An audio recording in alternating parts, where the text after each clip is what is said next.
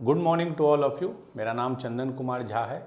एडुकॉप के इस YouTube channel में आप सभी का बहुत बहुत स्वागत है। जैसा कि आप सभी जानते हैं, इस चैनल पे जेई मेंस, जेई एडवांस्ड और नीट की तैयारी होती है फ्री ऑफ कॉस्ट, जिसमें फ़िज़िक्स आप लोग को अजीत सर पढ़ा रहे हैं, मैथ्स मैं पढ़ा रहा हूँ। मैथ्स में हम लोग अभी परम्यूटेशन एंड कॉम्बिनेशन कर रहे हैं। आज उसका लेक्चर नंबर 9 है। पिछले क्लास में हमने बताया था बंडल मेथड, जिसमें कि कुछ चीज़ों को हम लोग एक साथ रखते हैं। तो क्या करते हैं, उन चीज़ों को एक ऑब्जेक्ट मान लेते हैं। आज हम लोग पढ़ेंगे मोर इम्पॉर्टेंट और थोड़ा इसको उसके कंपैरिजन में समझना थोड़ा इजी उतना नहीं है, गैप मेथड। इसमें जस्ट रिवर्स है। जैसे पिछले क्वेश्चन में आपको बोला कि मान लीजिए 3 ऑब्जेक्ट हैं, तो ए बी सी, तो उनको एक साथ रखना है। तो आप क्या करते थे, ए बी सी को एक ऑब्जेक्ट बना लेते थे, और अगर इंटरनल अरेंज हो रहा है तो फिर फर्दर करते थे, नहीं हो रहा है तो नहीं करते थे। इसमें बोल रहा है नहीं, इसमें जस्ट उल्टा है। इसमें बोल रहा है कि इन तीनों को ऐसे अरेंज करो, ए बी सी को, या 4 ले लेता हूं मैं, ए बी सी डी को ऐसे अरेंज करो कि ए और सी साथ नहीं हो। पिछले क्वेश्चन में था कि कोई 2 ऑब्जेक्ट, 3 ऑब्जेक्ट, 4 ऑब्जेक्ट साथ हो, तब तो इजी है, उसको एक बना लिए। इसमें है कि ए और सी साथ नहीं है। तो डिफरेंस क्या है, साथ होने का एक ही वे होगा कि सबको आप एक साथ ले लीजिए, एक ऑब्जेक्ट ले लीजिए। बट साथ नहीं होने का बहुत सारा वेज हो सकता है। जैसे ये भी एक वे, एक तरीका है, ए और सी साथ नहीं है। क्यों नहीं साथ है, बीच में बी है। या ये भी हो सकता है, ए और सी साथ नहीं है, बीच में ये दोनों है। तो जब साथ नहीं होने की बात होती है तब केसेस बढ़ जाते हैं, क्योंकि एक होने का तो एक तरीका है, बट साथ नहीं होने का बहुत सारे तरीका है। ठीक है, तो इसमें हम लोग क्या करते हैं, वी क्रिएट गैप्स। ठीक है, क्वेश्चन से बेटर क्लियर होगा। हम लोग ना 2 अल्फ़ाबेट या 2 डिजिट या 2 नंबर या 2 ऑब्जेक्ट, 2 पर्सन के बीच में एक गैप क्रिएट करते हैं और इंश्योर करते हैं कि जिस चीज़ के बारे में बोला गया है कि साथ नहीं है, जैसे इस क्वेश्चन में अगर बोला गया ए और सी साथ नहीं है, ठीक है, ए और सी साथ नहीं है, तो बचे कौन कौन, बी और डी। ए और सी पे रिस्ट्रिक्शन है ना कि दे कैनॉट बी टुगेदर, साथ नहीं है। बचे कौन कौन, बी और डी। तो बी और डी का तो ठीक है, कोई कंडीशन नहीं है, वो साथ हो भी सकते हैं, नहीं भी हो सकते हैं। तो बी और डी को तो हमने ऐसे अरेंज कर दिया फॉर एग्जाम्पल।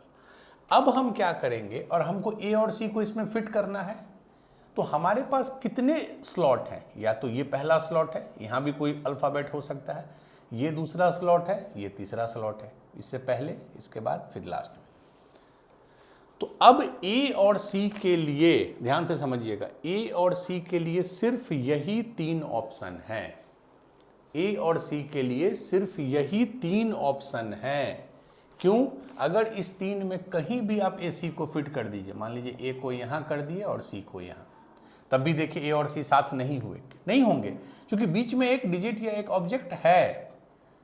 अगर मान लीजिए आप ए को यहाँ फिट कर दिए, फॉर एग्जांपल सी को यहाँ, तब भी देखिए साथ नहीं होंगे, क्योंकि बीच में एक डिजिट या एक ऑब्जेक्ट, एक अल्फ़ाबेट है।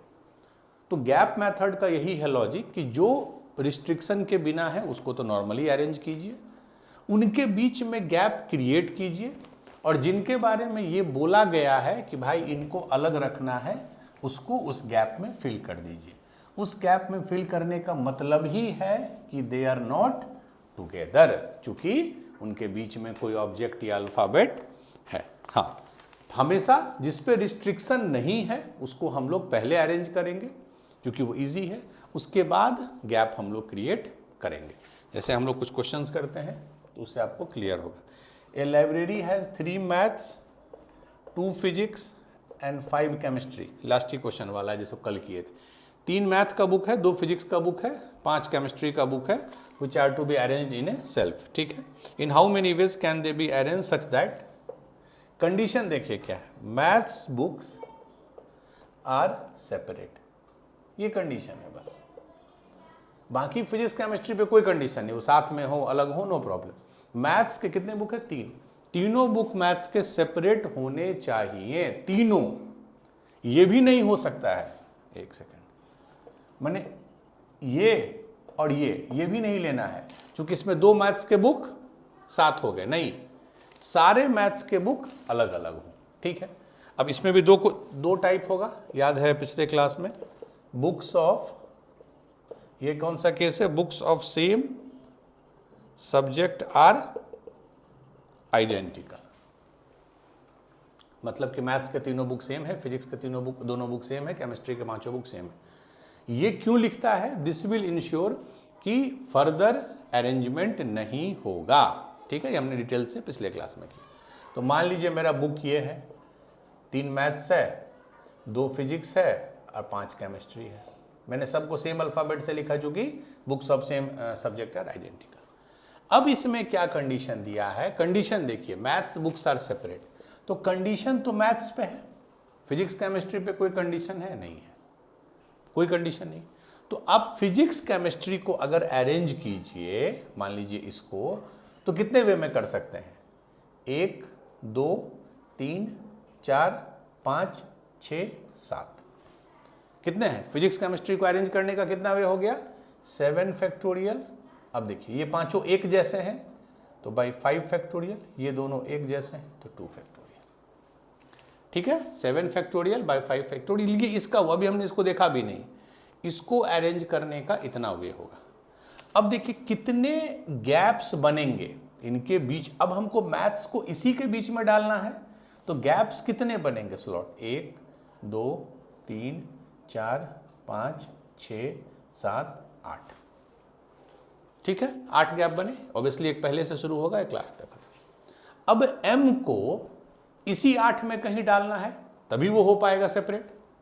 तो टोटल 8 स्लॉट है और m को उसी 8 में डालना है, तो कितना वे हो जाएगा, इसको मैं फिर से लिख लूं, पहले कितना है, 7 फैक्टोरियल बाई 5 फैक्टोरियल 2 फैक्टोरियल। अब इंटरनली देखिए, इस 8 में, इस 8 स्लॉट में इस 3m को फिट करना है, तो कोई भी 3 हम जगह चुन लें, जैसे ये, उसी तरह कोई 3 चुन लें, ये।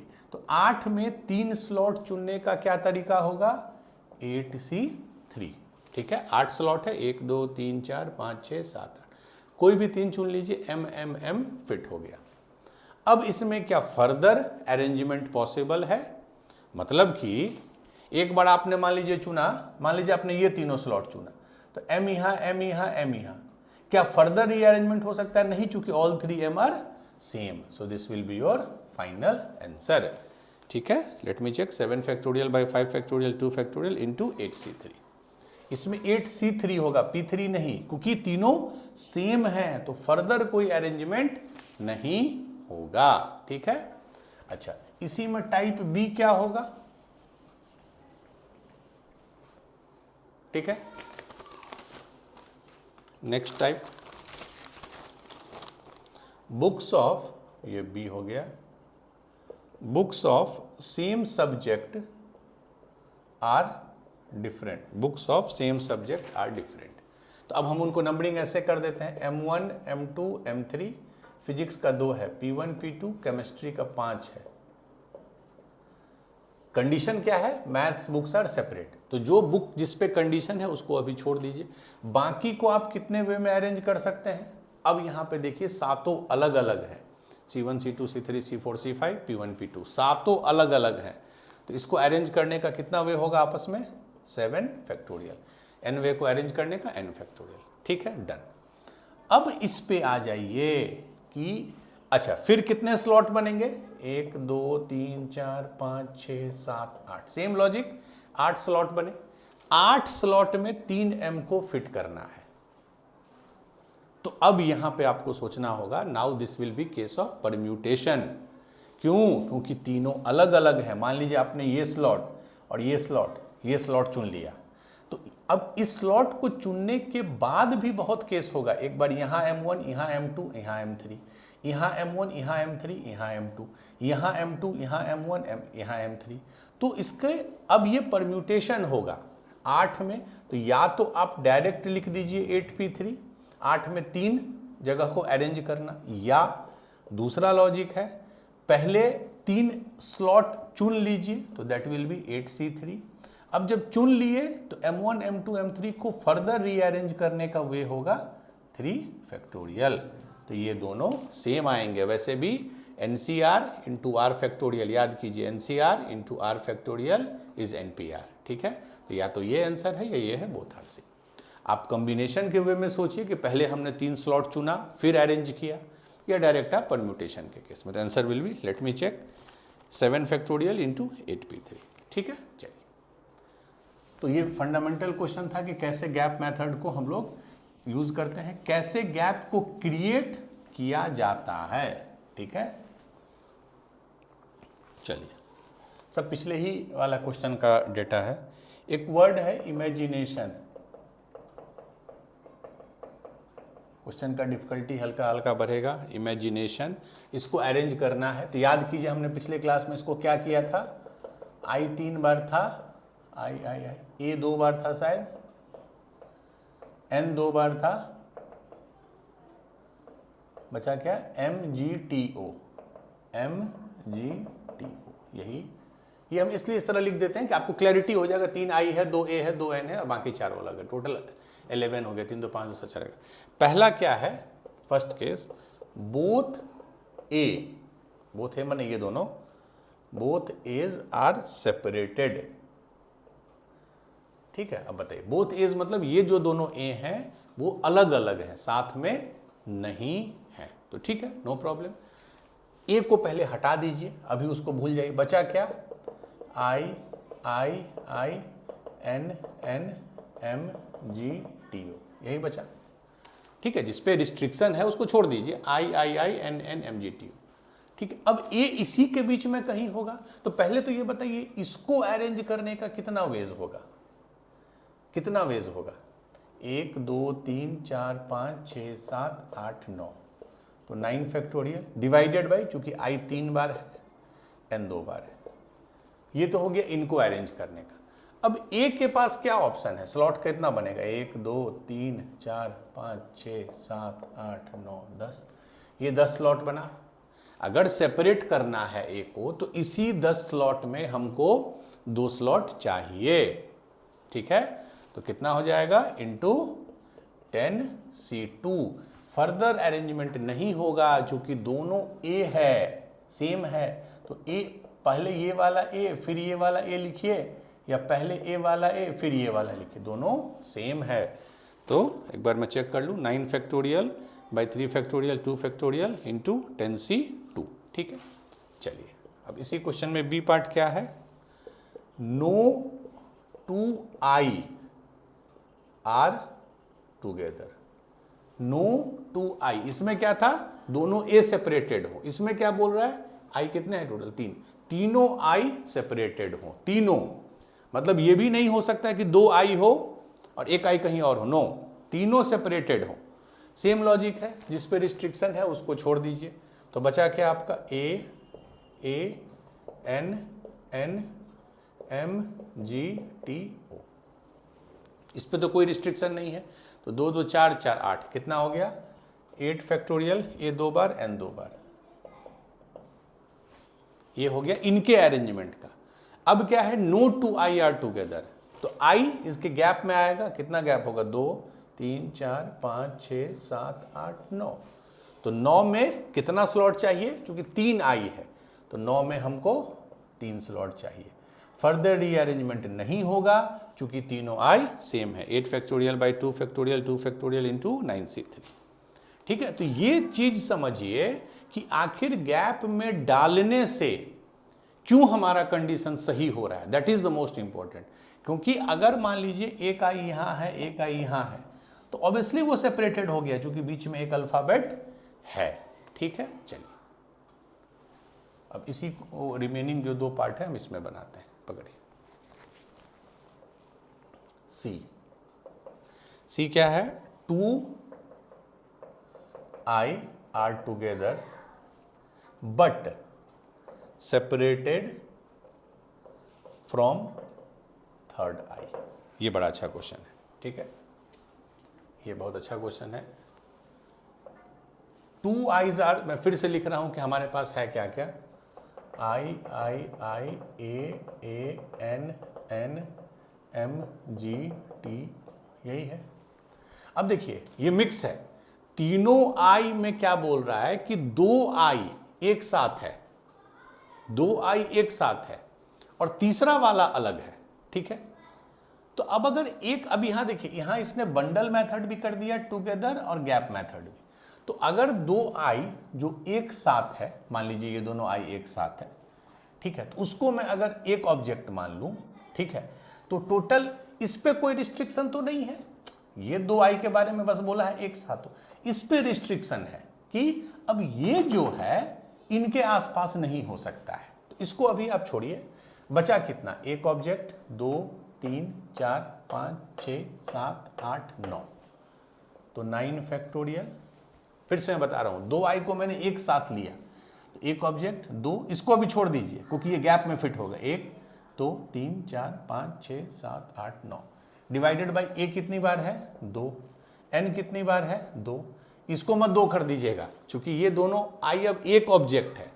तो ये हो गया इनको अरेंज करने का 9 फैक्टोरियल बाई 2 फैक्टोरियल इंटू, और अब अगर मैं इसको यहाँ पे फिर से लिख रहा हूँ, चलिए आपके लिए, इस आई को अभी छोड़ रहा हूँ, तो A N N M G T.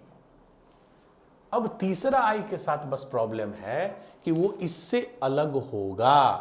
अच्छा, उसके पास कितने जगह हैं एक्चुअल में, यहां हो सकता है, यहां यहां यहां यहां यहां यहां यहां यहां, 1 2 3 4 5 6 7 8 9 10 स्लॉट पॉसिबल है तीसरे वाले आई के पास।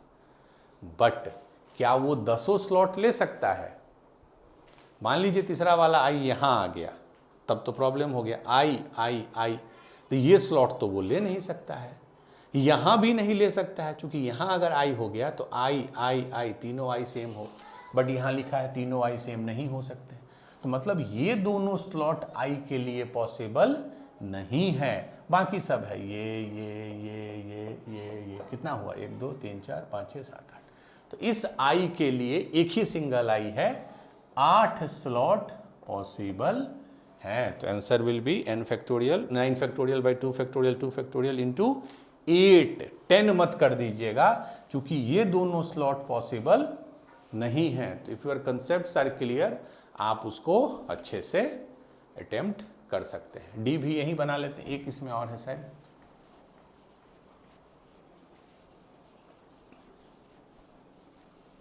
चलिए ये हो गया। अब I think there is one more part, ये बहुत सिंपल है, लास्ट वाला है, vowels and consonants are alternate.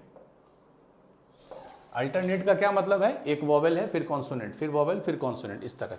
Vowel है कितने देख लीजिए, आई I I A I I आई 3, फिर ए, फिर एन नहीं, फिर एम नहीं, फिर जी नहीं, फिर टी, फिर ओ।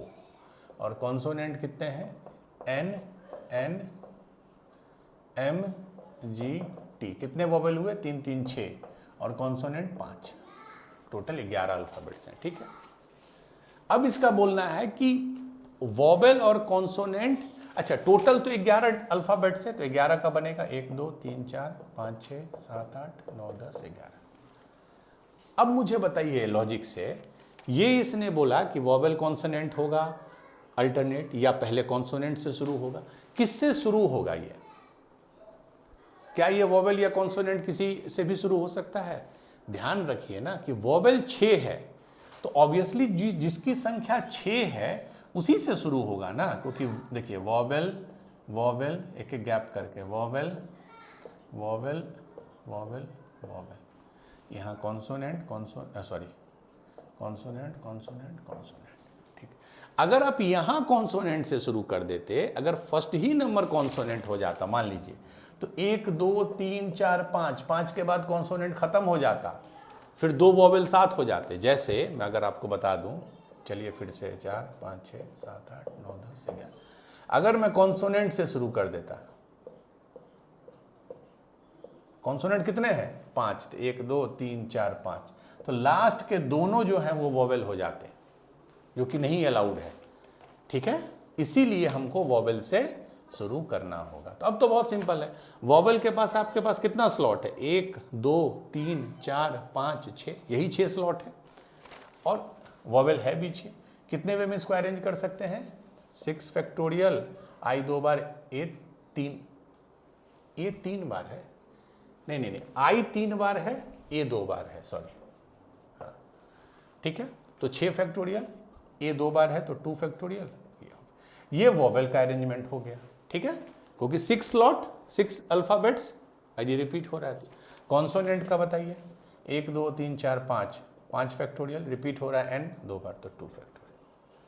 तो वॉवेल का ये, कॉन्सोनेंट का ये, दोनों को मल्टीप्लाई करेंगे, चूंकि both are happening in order, both are happening in sequence, in succession. तो final answer will be 6 factorial by 2 factorial 3 factorial into 5 factorial by 2 factorial, ठीक है। ये क्वेश्चन करने से आपको मेजॉरिटी ऑफ द जो डाउट्स हैं वो क्लियर हो जाएंगे। बाकी आप जितने नए नए क्वेश्चंस कीजिएगा आपको कॉन्फिडेंस बढ़ता जाएगा। हम लोग 2 क्वेश्चन और करेंगे, एक जो नेक्स्ट करेंगे मतलब इसके बाद लास्ट वाला जो होगा वो जेईई एडवांस्ड 2015 में आया था। चलिए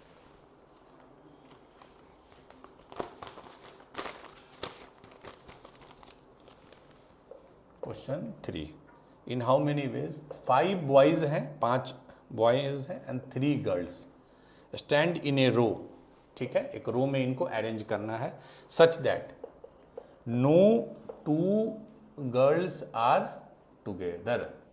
ये तो बहुत सिंपल है, कोई भी 2 गर्ल्स, कोई भी 2 लड़कियां साथ में नहीं होंगी। तो ये तो simple case of gap method हो गया। बट बॉयज पे कोई रिस्ट्रिक्शन नहीं है। मान लीजिए बॉयज है आपका B1 B2 B3 B4 B5, इन पे कोई रिस्ट्रिक्शन नहीं है, तो इनको अरेंज करने का क्या होगा? 5 फैक्टोरियल। 5 बॉयज है, एक लाइन में है तो 5 फैक्टोरियल। अब गर्ल्स 3 है, उनके पास ऑप्शन क्या है? स्लॉट 1 2 3 4 5 6, 6 जगह है, 3 गर्ल्स है, तो या तो डायरेक्ट 6p3 लिखिए, यहां p होगा क्योंकि गर्ल्स आर डिफरेंट, उनको फर्दर भी आप रीअरेंज कर सकते हैं, या तो डायरेक्ट लिखिए 6p3 या 5 फैक्टोरियल। पहले 3 स्लॉट चुनिए 3 गर्ल्स के लिए, तो 6c3 into 3 factorial, further arrange कीजिए, दोनों सेम है। या तो 6 में 3 को अरेंज करना है 6p3, या तो हमने पहले 3 स्लॉट चुन लिया, ये। अब इसमें फर्दर इनका रीअरेंजमेंट इन 3 गर्ल्स का 3 फैक्टोरियल बेस में होगा। तो answer will be 5 factorial into 6p3, ठीक है। चलिए, इसका जो सेकंड क्वेश्चन है that is the most important और सबसे अच्छा क्वेश्चन है, इसको थोड़ा ध्यान से हम लोग बनाएंगे। चलिए, इसमें क्या है? Exactly 2 girls are together. ये सेम चीज हो गया जो हमने अभी पिछले क्वेश्चन में कराया कि 2 आई साथ है बट तीसरा आई साथ नहीं है। हैं 3 गर्ल्स बट 2 साथ में होंगे और 1 साथ में नहीं होंगे। एग्जैक्टली 2 लिखा है। तो अब बोलिएगा सर ये पिछले क्वेश्चन से कैसे डिफरेंट हुआ आई वाले और इसमें? उसमें डिफरेंस है भाई कि आई तीनों सेम होते हैं, तीनों आई सेम है, तो कौन से 2 साथ में हैं और कौन से आई बाहर हैं, देयर इज नो डिफरेंस। मैं 3 आई है आपके पास, मैं बोलूंगा 2 आई को एक साथ रखिए, एक को अलग रखिए, तो किस 2 को साथ रखते हैं इट डजंट मेक डिफरेंस, तीनों आई सेम है। बट यहां वो भी एक चीज हमको कंसीडर करना होगा कि कौन से 2 गर्ल साथ में हैं और कौन जो 3rd गर्ल है वो साथ में नहीं है, ठीक है। चलिए, तो पहले तो ऐसे लिखते हैं B1 B2, चूंकि इन पे कोई रिस्ट्रिक्शन नहीं है, sorry B1 B2 B3 B4 B5। अब इसने बोला एग्जैक्टली 2 गर्ल्स आर टुगेदर, तो फॉर द टाइम बीइंग मैं मान लेता हूं G1 और G2 जो है वो टुगेदर है और G3 जो है वो सेपरेट है, ये मेरा एजम्पशन है। और ऐसे कितने केस बनेंगे? 3। एक में G3 सेपरेट है तो G1 G2 साथ में है, एक में G1 सेपरेट होगा तो बाकी दोनों साथ में होंगे, एक बार G2 सेपरेट होगा बाकी दोनों साथ में होंगे। तो 3 केस फर्दर भी बनेंगे, जैसे इसमें G1 अलग है, एक में G1 एक में G2 एक में G3, 3 केसेस बनेंगे। तो चलिए यही से हम शुरू ही करते हैं। 3, ये 3 क्यों आया? क्योंकि हमने जो ये मान लिया कि G1 G2 साथ में हैं और G3 अलग हैं, वैसे वैसे 3 केस बनेंगे, ठीक है। पहला, अब बनाना है इस क्वेश्चन को, देखिए कैसे। G1 G2 एक साथ है, तो एक साथ के लिए आप क्या करते हो? G1 G2 को बंडल मेथड से टुगेदर कर दिए, मतलब G1 G2 अब एक ऑब्जेक्ट है, ठीक है। G3 सेपरेट है तो उसको हम लोग गैप मेथड से अलग करें। तो अब देखिए टोटल कितने हैं आपके पास, 1 2 3 4 5 6, 6 है जगह। तो 6 जगह है, उसको अरेंज करने का क्या आंसर होगा, 6 फैक्टोरियल। इसमें कोई रिपीट नहीं है, G1 G2 एक एंटिटी है। 1 2 3 4 4 5 6, 6 फैक्टोरियल। अब आ जाइए G3 पे। G3 के पास क्या क्या ऑप्शन है, गैप देखिए, 1 2 3 4 5 6 7, 7 पॉसिबिलिटी है। बट क्या G3 सारा ले सकता है, नहीं, यहां नहीं लेगा और यहां नहीं लेगा। क्यों, अगर यहां लिया तो G1 G2 G3 तीनों साथ हो गए, यहां लिया तब भी G1 G2 G3 तीनों साथ हो गए। तो फाइनली G3 के पास ऑप्शन बचा 1 2 3 4 5, ठीक है। तो 3 नॉट 3 क्यों आया, क्योंकि हमने एक केस लिया, G3 अलग है, वैसे वैसे 3 केस हो सकते हैं। 6 फैक्टोरियल क्यों, जब G1 G2 साथ में है तो 6 फैक्टोरियल। 5 क्यों, क्योंकि G3 के पास 5 ऑप्शंस हैं। तो क्या ये फाइनल आंसर है, is it the final answer, yes और नो? Answer is no. क्यों, क्योंकि इसमें हमने एक चीज बस मिस कर दिया, that is internal arrangement of G1 and G2। एक बार G1 G2 होगा और एक बार G2 G1 होगा। तो इनका जो आई वाले में प्रॉब्लम नहीं था, जो कि बोथ आई आर सेम, इसमें इन दोनों का इंटरनल अरेंजमेंट भी होगा 2 वे में। तो final answer is, let me check, 6 factorial into 2 into 5 into 3, ठीक है। This is your final answer. ये 3 केस के लिए अलग अलग केस, ये कंबाइंड इनके अरेंजमेंट के लिए, 5 G3 के स्लॉट के लिए, और 2 further rearrangement of G1 and G2। तो इससे आपको बहुत क्लियर हो जाएगा कि कैसे क्वेश्चन में दोनों को साथ यूज करना है, बंडल मेथड। और क्वेश्चंस प्रोबेबिलिटी इज हाई, चाहे मेंस हो चाहे एडवांस्ड हो, ऐसे ही आएंगे जिसमें दोनों का आपको टेस्ट वो कर लेंगे, ठीक है। हम लोग एक क्वेश्चन करते हैं लास्ट में, जो जेई एडवांस्ड में आया था। चलिए क्वेश्चन 4, ये जेई एडवांस 2015 में आया था, 11 साल पहले, ठीक है। मैं लिख देता हूं, let n be the number of ways, n number of ways in which 5 boys and 5 girls can stand in a row in such a way, इसमें लैंग्वेज लिख देता हूं, such a way that all the girls stand consecutively in the queue। Consecutively कहने का मतलब, consecutive का क्या मतलब होता है, लगातार। तो ये जो केस है, ये बेसिकली बता रहा है, n का वैल्यू निकालिए कि 5 लड़के 5 लड़की हैं एक रो में, such way that all the girls stand consecutively. कहने का मतलब है कि 5 गर्ल्स एक साथ बैठी या खड़ी, जो भी हो, एक साथ है, उसका वैल्यू है n, ठीक है। Let m be the number of ways in which, same set है, 5 boys and 5 girls can stand in a row, इसमें कंडीशन अलग होगा, such that exactly 4 girls stand consecutively। तो n का वैल्यू निकाल लीजिए, m का, और पूछ रहा है फाइनल m/n कितना है। तो बेसिकली आपको दोनों का वैल्यू निकालना है, ठीक है। ये n बहुत सिंपल है, क्योंकि n में क्या बोल रहा है, अगर इसको सॉल्व करें हम लोग, n क्या बोल रहा है ये, कि 5 बॉयज हैं, मान लीजिए B1 B2 B3 B4 B5, और गर्ल्स हैं G1 G2 G3 G4 G5। Girls stand consecutively, मतलब 5 गर्ल एक साथ हैं। तो ये सिंपल सा बंडल मेथड हो गया, एक साथ है मतलब इनको एक ऑब्जेक्ट मान लिए।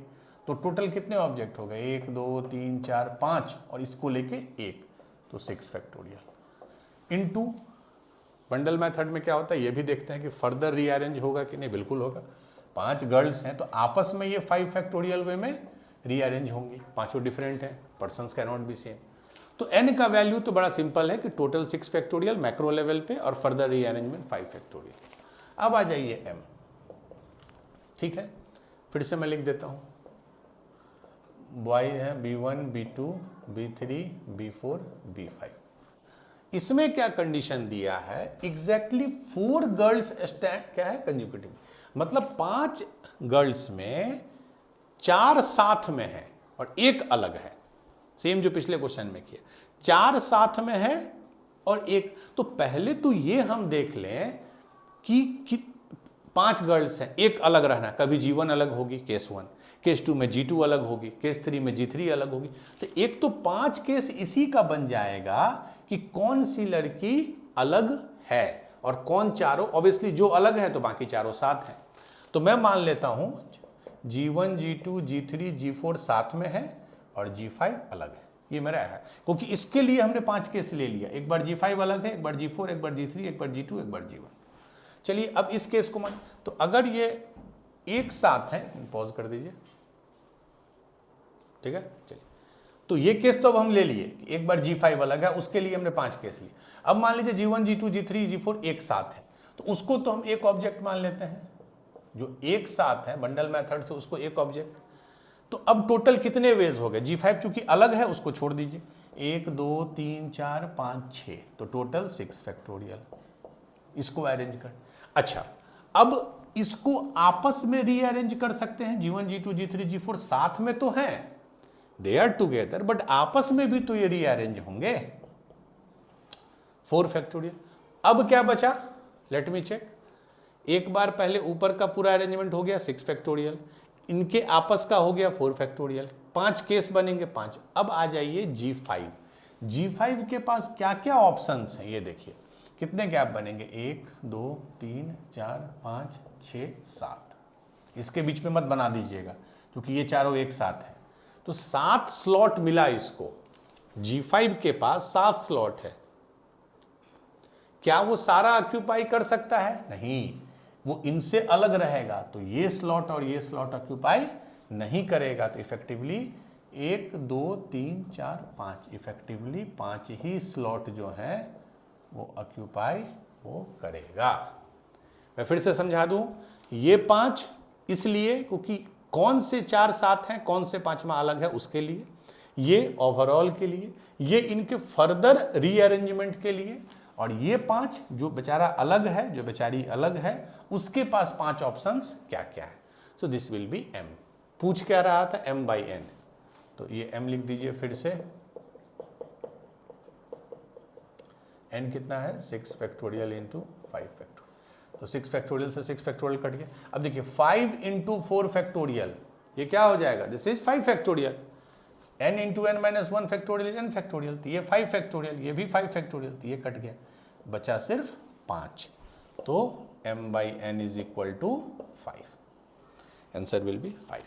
ठीक है, इसको आप फिर से एक बार होने के बाद फिर से देखिएगा कैसे बनाया गया है। ऑनलाइन में यही बेनिफिट है, आप पॉज कर दीजिए वीडियो को, खुद से ट्राई कीजिए एक बार 2 बार, बट हर केस को लेना है। इसमें बहुत बच्चे ये 5 मिस कर देंगे, ये भी तो हो सकता है एक बार G5 सेपरेट हो, एक बार G4 सेपरेट हो, एक बार G3 सेपरेट हो, एक बार G2 सेपरेट हो, एक बार G1 सेपरेट हो। ठीक है, तो इस तरह हम लोग का आज का ये लेक्चर कंप्लीट हुआ। अभी तक आपने ध्यान दिया होगा हमारे मोस्टली लेक्चर्स में जो चीज़ों का अरेंजमेंट है, चाहे वो नंबर्स हो, अल्फ़ाबेट्स हो, पर्सन्स हो, वो सारा लीनियर है। लीनियर मतलब स्ट्रेट लाइन में है। हम लोग अगले 2 लेक्चर में पढ़ेंगे सर्कुलर परम्यूटेशन, सर्कुलर अरेंजमेंट, कि अगर कोई चीज़ें सर्कल में अरेंज हैं, 4 आदमी बैठे हैं सर्कल में, तो क्या इनको भी अरेंज करने का 4 फैक्टोरियल ही वे होगा, क्योंकि n ऑब्जेक्ट को लीनियर वे में अरेंज करने का n फैक्टोरियल होता है, बट क्या सर्कल में भी वही होगा। तो अगले 2 लेक्चर में हम लोग पढ़ेंगे सर्कुलर परम्यूटेशन। और अच्छी बात क्या है कि अब हम लोगों ने एक जो फाउंडेशन है परम्यूटेशन कॉम्बिनेशन का 9 लेक्चर में कर लिया है। तो कल से मीन्स अगले क्लास से हम लोग एक PYQs भी पिछले 1-2 साल के मेंस के करना शुरू करेंगे। तो आज के लिए इतना ही, हम लोग मिलते हैं नेक्स्ट क्लास में with the new topic circular permutation. Do more and more practice. All the best. Thank you.